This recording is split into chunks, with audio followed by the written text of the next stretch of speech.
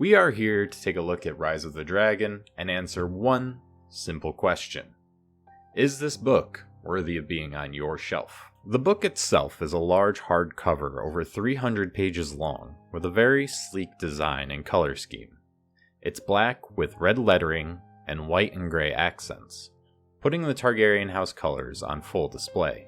Right in the middle of the front cover is a brilliant raised portrait of Balerion the Black Dread.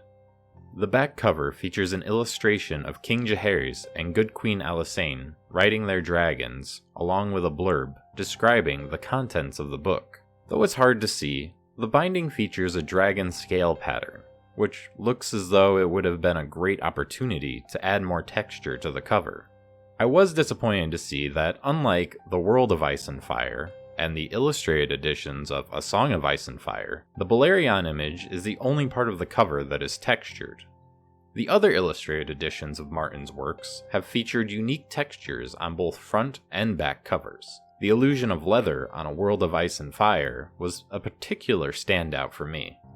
However, the cover looks sleek and elegant either way. If you're confused about the look of this book, that's because there are two versions. The one we are looking at is the US edition, but there's also the UK edition that has a green dragon scale cover with the gold dragon sigil adorning the front cover. The contrast between these two books, representing the blacks versus the greens in The Dance of the Dragons, just like the UK did with Fire and Blood along with this book. Alright UK, you win. You win.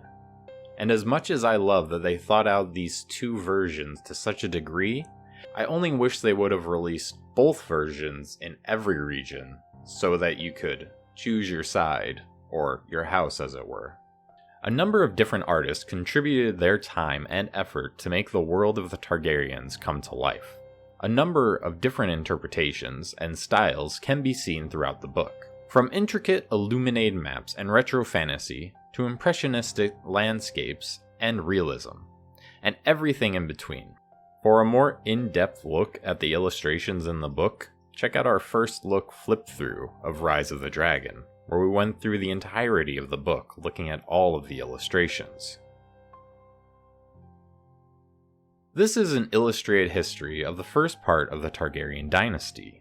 When this book was announced, a lot of people thought that this would be the sequel to Fire and Blood. But that is not the case. This book starts with Aegon's conquest and ends with the regency of Aegon III, the Unworthy. So this book actually covers the same period as Fire and Blood. To be sure, I actually sat down with each book open and compared multiple chapters, and both books contain the exact same information. The difference between the two is how that information is delivered. Fire and Blood is written in a much more poetic way, supposed first-hand accounts of conversations, insights into the private lives of the Targaryens, etc.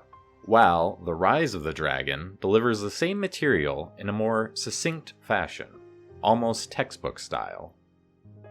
So given all the information, is Rise of the Dragon worthy of your shelf? Well, that depends.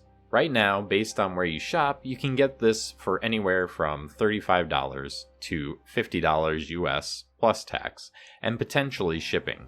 If you're only in this for the illustrations, even at the higher price point, this is a no-brainer. But let's look at the content of its text, because if that is what you're looking for, this is where you may have some options. Some people have found Fire and Blood long-winded and dry, and were disappointed that it wasn't written like a true novel. Not us, but that's a topic for another video. But if that's you, you will not find this book any more gripping. But because this lacks the fluff of Fire and Blood, this makes a great reference, and much easier to find specific information on events or individuals. So if you are simply a House of the Dragon fan and want something to reference so you know which Aegon, Aemon, or Aemond they're talking about, Rise of the Dragon is great for that as well, and it also makes a great coffee table book with its beautiful illustrations and very sleek, lovely cover.